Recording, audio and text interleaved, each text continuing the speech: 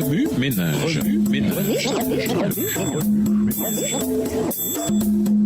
Bienvenue dans votre émission Remue ménage. Nous voilà au jeudi 11 août. Jésus désirait leur bien. Lisons Psaume 16, le verset 11. Psaume 16, verset 11. Tu me feras connaître le sentier de la vie. Il y a d'abondantes joies devant ta face, des délices éternelles à ta droite. Ma mère m'a enseigné que je suis spéciale pour Dieu, qu'il a des plans pour moi et que personne ne désire autant que lui que je sois heureuse. Quoi qu'il en soit, je ne suis pas arrivée à trouver mon chemin. J'étais tiède et cela me plaisait. Ayant fréquenté une petite école d'église, puis une institution adventiste d'enseignement supérieur, je respirais l'adventisme.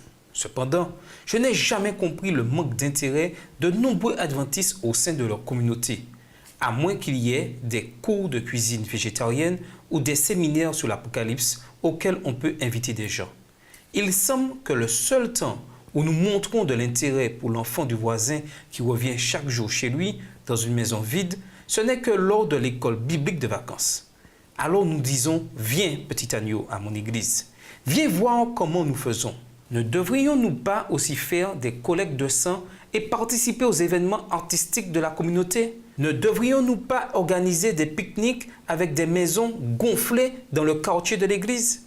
Certains pourraient même se joindre à la chambre de commerce de leur localité.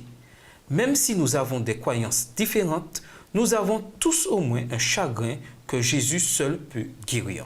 Livrée à moi-même, je suis égoïste et paresseuse. Je prends le plus gros morceau de dessert tout en disant le contraire. Je me délecte des commérages et suis prompte à juger. Ce n'est qu'après avoir eu beaucoup de chagrin et subi nombre de pertes que j'ai pris conscience de ces choses. Et j'ai tout abandonné à mon guérisseur et sauveur. Jésus m'a sauvée de moi-même. Maintenant, je prie tous les matins pour ne pas me mettre en travers de son chemin. Et je sais qu'alors, il va m'utiliser sans tarder selon son bon plaisir. Si j'écoute vraiment Dieu, il va m'aider à me conformer à ce qu'il dit. Il va m'utiliser pour adoucir un peu le cheminement de quelqu'un d'autre. Il va me dire ce qu'il faut faire et j'obéirai, simplement parce que je suis son enfant. N'oubliez jamais que vous l'êtes, vous aussi. Et il en est de même pour tout le monde. Chaque jour, demandons à Jésus de faire de nous le type d'enfant qu'il désire que nous soyons.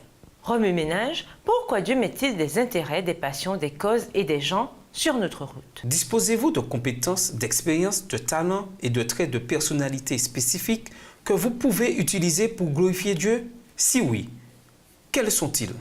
Où pouvez-vous les utiliser? Dieu a-t-il ouvert une porte que vous ne voulez pas franchir? Pourquoi hésitez-vous? À quoi ressemblerait votre vie si vous exploitiez son plein potentiel? Avez-vous déjà reçu un soutien totalement inattendu? Qu'avez-vous ressenti? Allez-vous là où Dieu peut vous utiliser dans votre communauté? Au revoir. Et à demain si Dieu veut. Remue ménage.